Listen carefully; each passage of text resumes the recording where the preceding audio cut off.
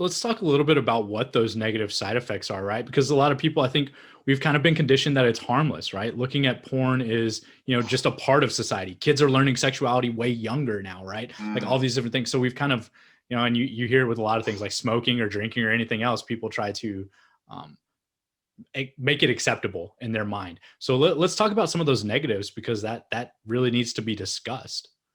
Yeah, and I think the best way to really start with an explanation here is in the neuroscience world. Um, in regards when we're talking about our brain, pornography, internet streaming pornography is what's known and recognized as a supernormal stimulus. So we need to realize that everything that we put into our body, everything that we ingest or digest, whether that's through our eyes, through our mouth, through our ears, through our nose, through any other hole or crevice that we could find in our body, anything that enters into our body causes a chemical response immediately. Immediately, our cells and electrons communicate through sending signals. So with a supernormal response, we're gonna ingest pornography or consume pornography through our eyes. Okay, our eyes are a part of your brain, not an attachment. They're actually an extended part of your brain. So that means you're consuming the pornography immediately into your brain. Now, where does this supernormal stimulus become a problem? Is there's nothing in the outside world that creates the type of response that you get from internet streaming pornography.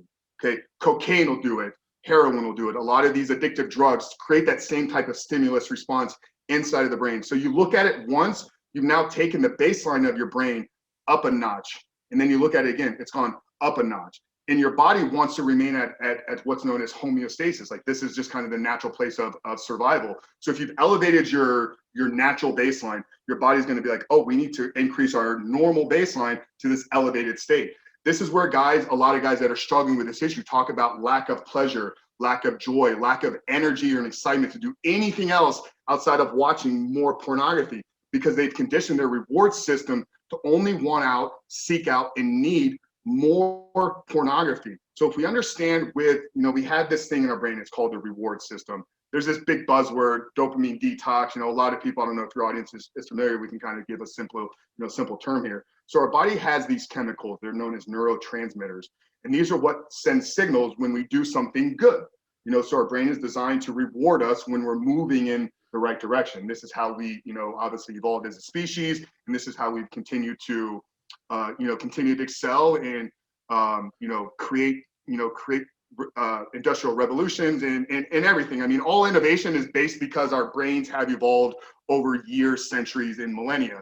So the reward system is designed to tell you, hey, you're moving in the right direction. You're moving closer towards your goal. What ends up happening with these artificial stimuluses, these supernormal stimuluses, just like a cokehead. You talk to a cokehead or somebody that's got a drug problem.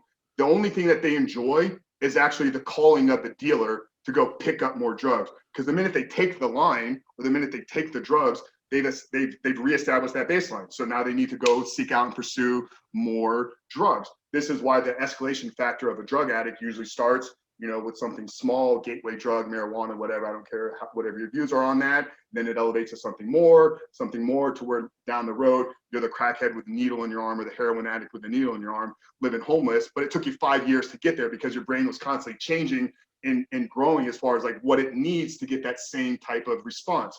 So with pornography, 1-2 times, boom, you changed your baseline.